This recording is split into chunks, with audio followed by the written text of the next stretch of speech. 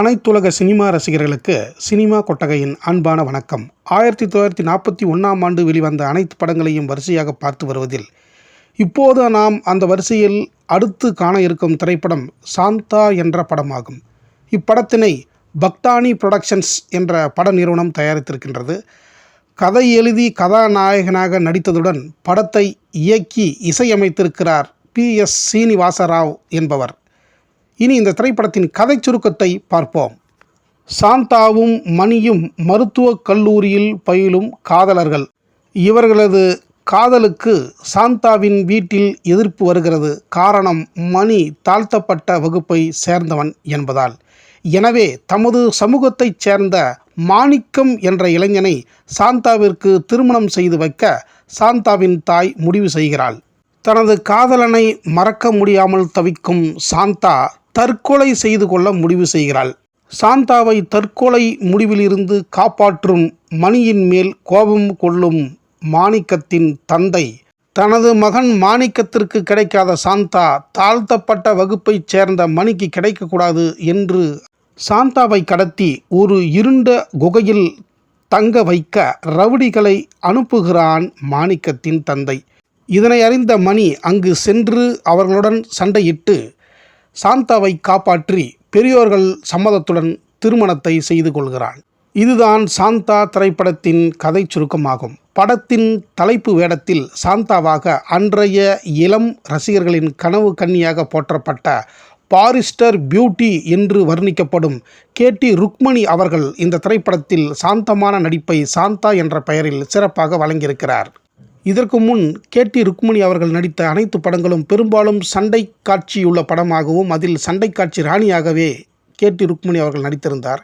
அமைதியான நடிப்பை வழங்கிய படமாக சாந்தா திரைப்படம் KT ருக்மணி அவர்களுக்கு பெரும் புகழை பெற்று தந்தது. அந்த காலத்தில் தென்னிந்தியாவின் சண்டை மன்னன் என்று பெயரை பெற்றிருந்த PS சீனிவாசராவ் அவர்கள் சண்டை ராணி என்று போற்றப்படும் KT ருக்மணியுடன் நடித்த முதல் படம் இதுதான். PS சீனிவாசராவ் அவர்கள் இந்தி திரைப்படங்களில் கூட நடித்திருக்கிறார். அங்கு சந்திரகாந்த் என்ற பெயரில் நடித்திருக்கிறார். அங்கு பெரிய அளவில் வெற்றி பெறாவிட்டாலும் அவரின் நடிப்பு இன்றளவும் இந்தி திரையுலகில் பேசப்படுகிறது. தற்போது முற்றிலும் மறக்கடிக்கப்பட்ட நகைச்சுவை நடிகர், அதாவது அன்றைய காலகட்டத்தில் ராஜு என்பவர் இந்த திரைப்படத்தில் மிகச்சிறந்த நகைச்சுவையை வழங்கியிருப்பதாக அன்றைய பத்திரிகைகள் மிக அற்புதமாக எழுதியிருக்கின்றன. இந்த படத்தில் முதல் பாடலாக தெலுங்கு பாடலை பாடினார் இயக்குனர், நடிகர், இசையமைப்பாளர், பாடகர் PS சீனிவாசராவ் அவர்கள். எவரு உன்ன நன்னு என்ற பாடல் அன்று ரசிகர்களால் கொண்டாடப்பட்ட தெலுங்கு பாடலாகும்.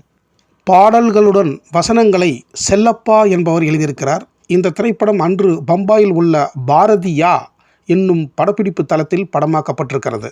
இந்த படத்தில் மாணிக்கமாக SR சாண்டோ அவர்களும், முக்கிய வேடங்களில் SG செல்லப்பா மற்றும் MS ராஜகோபால் ஆகியோர்களுடன் முக்கியமான சிறந்த நட்சத்திரமாக அங்கமுத்து அவர்கள் இப்படத்தில் நடித்திருக்கிறார். அவர் பின்னாளில் நல்ல நகைச்சுவை நடிகையாகவும் குணச்சித்திர நடிகையாகவும் தொடர்ந்து நடித்து தமிழக மக்களுக்கு பரிச்சயமான நடிகையானார்.